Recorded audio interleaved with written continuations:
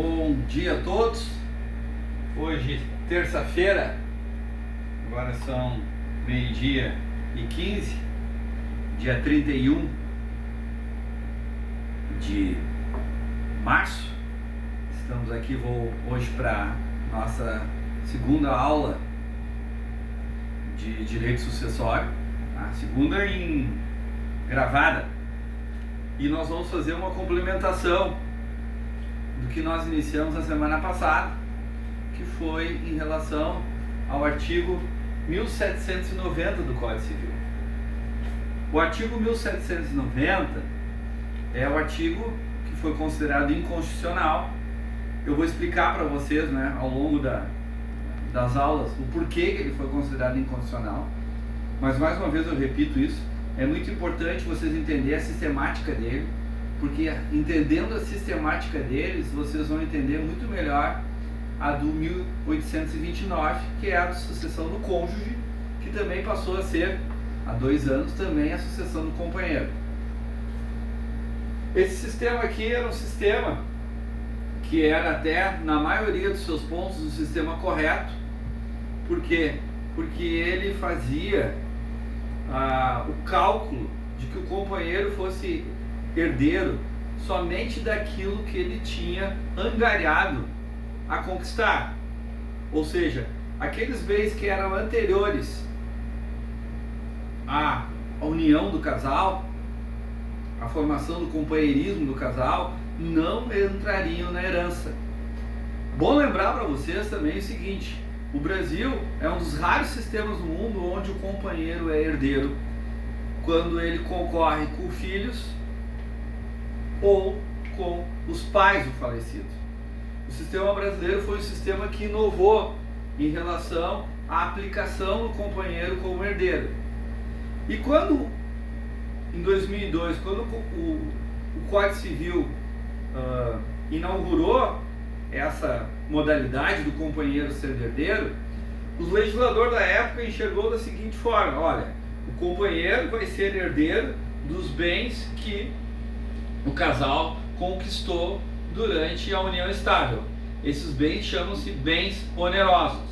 E em relação aos particulares, não. Quanto a esses, o companheiro não será herdeiro se tiver que concorrer com os pais, com os filhos. E aí veio o erro: se tivesse também herdeiros legítimos, o companheiro em relação aos particulares ficava de fora.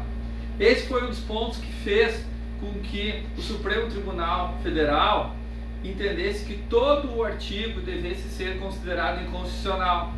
Mas na verdade ele só tinha um ponto que deveria ter sido considerado inconstitucional, que é isso que agora eu vou explicar aos poucos para vocês. O primeiro ponto do artigo 1790, eu vou ler aqui o artigo no código, até para que, se vocês estiverem aqui, vocês podem acompanhar. Diz o seguinte: a companheira ou o companheiro participará da sucessão do outro quanto aos bens adquiridos onerosamente, ou seja, só aqueles que eles conquistaram durante a relação, na vigência da união estável, nas seguintes condições. Aí vinha o primeiro inciso: se concorrer com os filhos comuns, terá uma cota equivalente a que por lei for atribuída ao filho. Ou seja, o que são filhos comuns que o Código fala? Os filhos comuns é aquela pessoa que veio a faltar e ela só tinha filhos com o seu próprio companheiro que ficou viúvo. Ou seja, ela não tinha filhos fora daquela relação. Então só tinha filhos com o companheiro que ficou viúvo. Mais nada, nenhum outro tipo de prole. Isso deixava muito mais fácil o cálculo, porque é da forma como eu vou explicar agora. Imaginem que o casal tem um patrimônio oneroso de R$400 mil. Isso quer dizer o quê? Durante a sua vida em união estável, eles juntos conquistaram R$400 mil de patrimônio. O falecido, porque, mas se os dois têm patrimônio particular, não. Nesse caso eu só vou computar o do falecido, porque é de quem eu preciso abrir o processo sucessório. O falecido tinha 200 mil de particular. O que o companheiro vai herdar aqui só vai entrar pelas regras em relação a esses 400 mil. Todavia, ao abrir o inventário dele, eu tenho também que calcular a parte que vai ficar dos filhos. O cálculo que nós vamos elaborar aqui é uma situação onde o casal tinha apenas um filho comum. Tá? Então nós vamos ver de quanto fica o companheiro, a partilha de quanto será do companheiro e de quanto será a partilha deste filho comum, que era o único do casal. Então vamos lá, eles só tinham os filhos, botei filhos aqui, mas na verdade é singular, é um filho apenas. Primeira coisa que eu ensinei na aula de vocês, na aula passada, na aula de vocês não, na aula passada, o que nós precisamos fazer? Sempre separar a meação. Por que eu preciso sempre separar a meação? Porque essa parte daqueles 400 mil reais lá que o casal angariou, 200 era só do que ficou vivo, era a meação dele. Se não tivesse morrido o outro, tá? O companheiro que é o autor da herança, essa é a expressão que a gente usa, o autor da herança é o falecido. Se não tivesse morrido o autor da herança, tivesse existido, por exemplo, uma dissolução daquela união estável, o falecido ficaria com 200, falecido que no caso não seria falecido, né? Um dos companheiros ficaria com 200 mil e o outro com 200. E o particular, o companheiro não ficaria nada no particular, porque segue a linha, a trajetória, segue a sistemática da lógica dos regimes de bens. O regime de bens aqui, no caso, eu estou preceituando que o regime, estou prevendo que o regime era o da comunhão parcial. Foi assim que o agiu em 1790. Ele imagina que essa morte seja em relação à comunhão parcial de bens. Aqui não está computada a separação de bens e nem comunhão universal. Isso é importante salientar. Muito bem, no regime de comunhão parcial, que é o regime médio, tá, dos casais que têm união estável, ele tem que sempre retirar a sua meação. Se o patrimônio oneroso era de 400 mil, quanto é que fica a meação? 200. Mas isso tem que ser partilhado? Sim, porque ele precisa fazer a partir da morte do seu companheiro, ele precisa registrar aquela metade somente no seu nome. Então, mesmo sendo só dele, mesmo que já era dele, esses 200 mil, precisa ser partilhado. Então ele precisa fazer o registro desses 200 mil. Muito bem. Como é que fica a herança do companheiro nesse caso? Do sobrevivo, do viúvo? Ele vai, então, fazer o seguinte. 200 mil já é dele. Isso aí nós já vamos computar. Da parte da herança, sobrou quanto? Era 400, ele tirou 200, que era só dele, ficou 200 mil reais. Essa é a parte da herança, 200 mil reais, da parte onerosa. Então ele vai dividir com quem? Vai dividir com o único filho. Então é cônjuge mais o filho, são duas pessoas.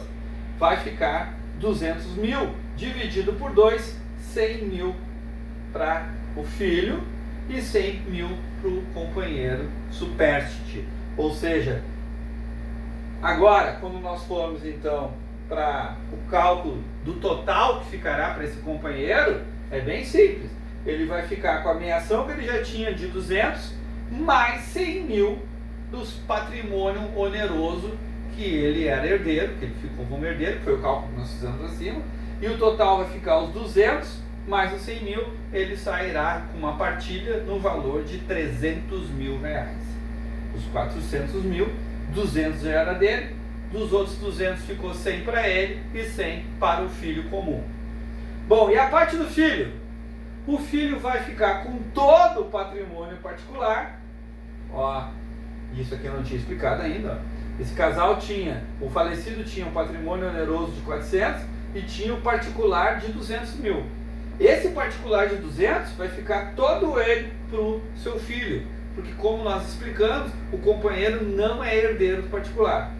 Bom, e do particular e do oneroso, quanto é que o filho fica? Ele já tinha ficado aqui com 100 mil, os outros 100 mil tinha ficado para o companheiro. Então ele fica lá com herança onerosa, 100 mil, que foi o que ele dividiu com a sua mãe e o seu pai, mais todo o patrimônio particular. Ficará com 300 mil reais, porque será 100 mil de oneroso, que ele dividiu com o seu pai e a sua mãe que vieram a falecer, mais todo o patrimônio particular. Ficou com 300, no total fechou 600. Quanto é que era aqui? Oneroso mais particular, 600 mil reais, fechou a conta. É assim então que se faz o cálculo, tá? Em relação à herança do companheiro, tá? Quando é aplicado os bens, a herança dos bens onerosos, de acordo com como estava estabelecido no artigo 1790. Se vocês todos compreenderam isso, vocês podem fazer perguntas pelo WhatsApp, vocês todos eles têm, mas eu até prefiro que vocês façam lá também. Pode ser pelo WhatsApp, mas essa pergunta que vocês fizeram pelo WhatsApp, eu também desejo que vocês registrem lá no e-mail do Google Class, perfeitamente. Outra situação que eu quero explicar. Os alunos que eu tinha distribuído trabalhos que não seja da minha tese, tá? O que nós vamos fazer? Eu sei que tem alguns que ainda não conseguiram uma obra. Me digam aqueles que não consigam a obra. Eu sei que está difícil também tirar cópias aí porque está tudo fechado. Eu aos poucos, então, eu vou fazer o seguinte, ó. Aos poucos eu vou salvando e vou mandando para o e-mail de vocês, tá bem? Os que também ainda não tem trabalho, agora hoje mesmo eu vou passar para o e-mail de vocês qual é a tarefa que vocês terão que executar e a data. Qualquer dúvida, estou à disposição. Muito obrigado. Tem um outro detalhe também. Eu farei agora, colocarei lá no Google Class algumas perguntas, tá, para vocês fazerem os cálculos a respeito dessa situação e também atenderei todas as dúvidas. Muito obrigado, uma boa tarde. Espero que vocês consigam resolver esse problema. Até mais.